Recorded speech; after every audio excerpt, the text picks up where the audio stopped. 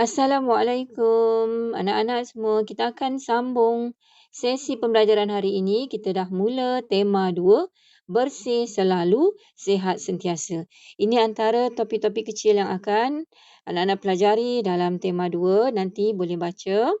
Ya, video pada pagi ini cikgu berikan sebagai satu maklumat untuk tugasan seterusnya yang perlu disiapkan pada hari ini. Ya, tema 2 tentang kesihatan. Kesihatan ialah kekayaan sejati, bukan emas atau perak. Dan ini merupakan kata-kata tokoh pemimpin yang tidak asing lagi, Mahatma Gandhi. Baiklah, kata-kata ini boleh kita masukkan dalam ungkapan bahasa indah untuk penulisan. Untuk hari ini, cikgu ada beberapa tugasan kursus di sekolah. Jadi, cikgu tak dapat adakan sesi Google Meet bersama anak-anak. Tetapi video ini cikgu akan gunakan untuk menerangkan tugasan, apa yang perlu disiapkan. Jadi, tugasan itu perlu disiapkan dalam masa BM kita. Cikgu tak akan panggil untuk Google Meet, tetapi sebarang pertanyaan boleh tanya dalam Telegram. Pertama, baca tajuk kita, bantu diri anda. Kemudian, tolong imbas kod QR ini untuk tahu apa maklumat yang disediakan dalam buku teks pada halaman 16. Aktivitinya, dengar dan kenal pasti isu yang dikemukakan dalam bahan.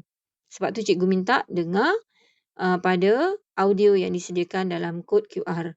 Kemudian, cikgu minta anak-anak untuk berbincang dalam kumpulan kecil, buat kumpulan kecil 3 hingga 4 orang untuk bincangkan apa yang diperoleh daripada maklumat dalam buku teks halaman 16-17 dan bahan daripada audio pada kod QR. Kemudian, tugasan seterusnya, baca semua maklumat, kenal pasti apa punca-punca kemurungan, apa ciri-ciri kemurungan dan berikan beberapa kesan ataupun akibat daripada kemurungan yang dialami oleh seseorang, terutamanya remaja. Kemudian maklumat pada muka surat 17. Okey, ini maklumat tentang perbezaan ataupun situasi jika seseorang itu berada dalam keadaan normal, makna dia gembira, dan satu lagi jika dia berada dalam keadaan murung, dia berasa tidak selesa dan banyak gangguan dari segi kesihatan, segi selera makan, emosi dan lain-lain. Baiklah, yang tu kena baca dan bincangkan dengan rakan-rakan. Kemudian, aktiviti cerna minda.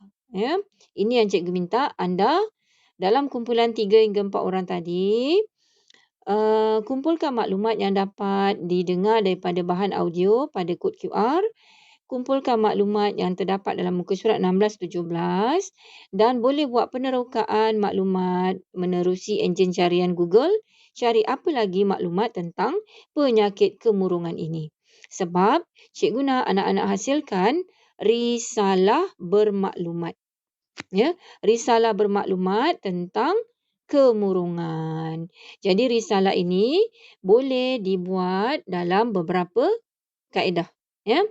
Contoh, cikgu beri contoh yang paling mudah. Hasilkan dalam bentuk slide PowerPoint. Cikgu nak dalam 5 hingga 7 slide PowerPoint. Boleh masukkan maklumat-maklumat. Boleh masukkan gambar-gambar yang berkaitan, carta-carta dan sebagainya. Kemudian slide itu disimpan ataupun di-save. Save as PDF. Ini pilihan pertama. Save as PDF dan jadikannya sebagai AnyFlip. Maknanya kita jadikan dia e-risalah. Okey? Itu cadangan cikgu yang pertama, e-risalah. Cadangan cikgu yang kedua, buat dalam bentuk poster. Boleh guna aplikasi Canva. Dalam Delima, kita buka je Canva ataupun cari saja Canva dalam enjin carian Google. Yang itu paling senang untuk kita buat risalah atau pamphlet. Kalau kata nak guna Word pun tak ada masalah, guna Microsoft Word. Jadi tugasannya hasilkan risalah bermaklumat tentang kemurungan dan nanti tengah hari nanti cikgu minta untuk anak-anak hantar ke Google Classroom. Okey, itu tugasan yang pertama untuk subtopik bantu diri anda. Okey, tugasan kedua. Tugasan kedua, baca dahulu cerpen pesan doktor. Dan cikgu minta anak-anak cari maklumat tentang postur badan. Baca cerpen ini, baca maklumat ini juga. Kemudian tolong buat carian dalam enjin carian Google, cari apa lagi maklumat berkaitan dengan postur badan yang betul. Okey, yang ini akan cikgu bincangkan dalam kelas yang akan datang. Okey, jadi itu saja tugasan untuk esok. Ya, cikgu tak ada buat sesi Google Meet esok dan cikgu berikan tugasan dalam bentuk video ini supaya masing-masing dapat tahu apa yang perlu dibuat dalam sesi PDP esok. Ya, cikgu ada kursus di sekolah, tetapi sebarang pertanyaan boleh tanya dalam grup Telegram. Sekian saja. Assalamualaikum dan selamat belajar.